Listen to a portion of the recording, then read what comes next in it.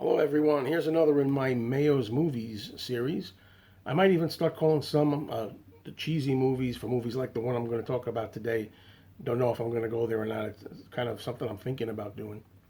And this particular movie is from 1966. It's a fun film, in my estimation, although no classic.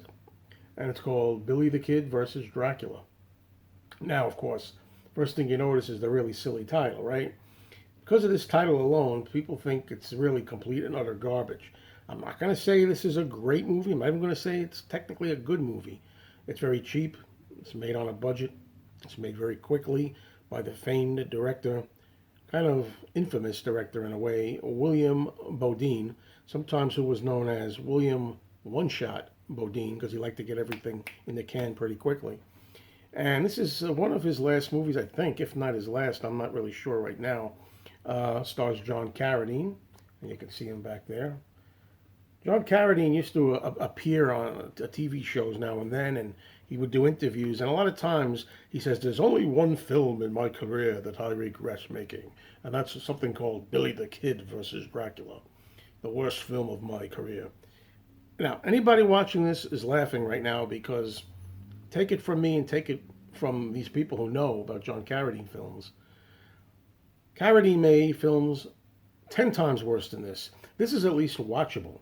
Sometimes films can be just downright dull and completely incomprehensible. I mean, a movie like Astro Zombies, just off the top of my head, or Blood of Ghastly Horror, which star Carradine. Those are two films that make absolutely no sense at all. Carradine is completely wasted. Those are worse films than this, but he probably had this standing out in his mind because of the peculiar title. It's easy to remember a funny title like that as a terrible waste of time film, you know. But just to get that out of the way, you want to know about a film that's really dull? It's the companion piece to this, a film that was made around the same time, 1966 or 65, called Jesse James Meets Frankenstein's Daughter. Okay, and now that movie, while also trying to be a western like this one, is to me deadly dull. Nothing really much happens in that film. At least there's something going on in here. At least you can laugh a few times in here if you want. I mean, this Blu-ray, by the way, is the best this has ever looked. It came out by Kino Lorber. This movie was on VHS, I think by Embassy, maybe, and some other poor DVDs, run-of-the-mill things. This is the best this film's ever looked. So in that regard, you have to have this if you want to watch the movie and really enjoy it and see it the best it ever was. Let's see, what else can I tell you? Well, I like the fact that the film historians here on the commentary, Lee Gambit and John Harrison, kind of take it seriously. They're not beyond making a little dig here and there at a certain shot when they have to, but they really are. You could tell are fans of this type of movie, and they actually kind of take it with a grain of salt and kind of try to find some value in it, as I do. The movie basically has, as I say, John Carradine, who's pretty up there in the years here. He comes across as Dracula here, although in the movie he's never called Dracula specifically, interestingly. Very feeble, very decrepit, kind of old, and I don't recall his age now off the top of my head, but I know he wasn't as old as he looks in this movie. But he looks like he can barely stand up, let alone be a vampire who fights Billy the Kid. Uh, Billy the Kid is a kind of a reformed outlaw, and he's got a pretty niece. Billy the Kid, played by Chuck Courtney, and Betty Bentley is his fiancee, played by Melinda Casey. And Dracula, Carradine, has a goal here. It's set in the Old West days, which is interesting.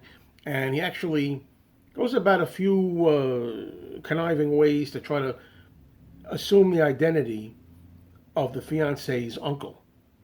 And so he can actually move in on her and make his vampire bride moves. Standard vampire stuff. But she doesn't know obviously who he really is, and that's the gist of the story. But on the cheap side here, you got typical dime store bats. Look like they came from Woolworth's department store. For those who remember that, bats on a string that just flop around and dangle and everything like that. Because the budget's so low, there's not time for a lot of really great special effects. So usually what happens is the bat on the string will just disappear behind a wagon or somewhere else, and then the camera just pops to John Carradine standing there. But you know that's kind of humorous in itself. But the photography, a lot of times at night, supposed to be night scenes, and they film what's called day for night, actually filmed in the daylight. And usually, if they have any credibility, they'll put some blue filter or something over it to make it look like night. Well, this copy of the movie, anyway, I think I've seen it look dark. I've seen copies of this on TV, I seem to remember, where it looks dark at night. But the way it's presented here just has everything daylight. So when he's out at night putting the bite on an unsuspecting victim, sleeping down and taking a nap, turned in for the night, it's daylight. You know what I mean? And vampires, usually can't exist in daylight. Although in Bram Stoker's original novel, yeah, they actually were able to walk around in the daytime. They change from film to film, as anybody out there knows who watches these kind of movies.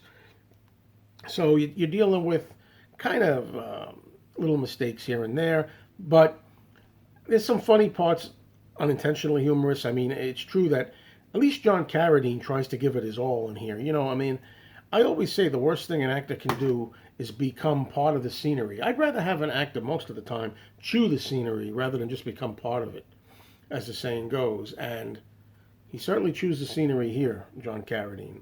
He does a job making Dracula very despicable here. He's not a. This is especially kind of nasty and I don't know, evil Dracula more than other times. John Carradine played Dracula a number of times, most notably in the 1940s in House of Frankenstein and House of Dracula, the old black and white classics from Universal Studios. And so he's back here.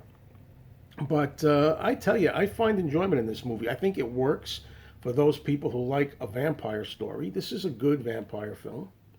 Not much of a Western guy myself, but it's got those Western elements in here for people who may like Westerns. And you can either laugh at some of the cheesy moments or take it quasi seriously. It's still enjoyable either way to me, in my estimation.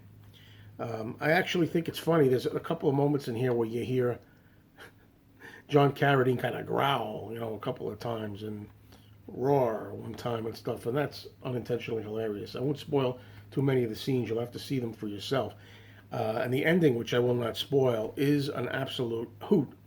And yet, even if you're trying to take this somewhat seriously, the way Dracula is finished off in this movie, you will be laughing. It is a funny end scene. Okay? And, I don't know how I'm going to handle these videos. People in the comments section here, they may wind up giving it away. I mean, I would say don't necessarily read the comments here unless you've seen the movie, maybe.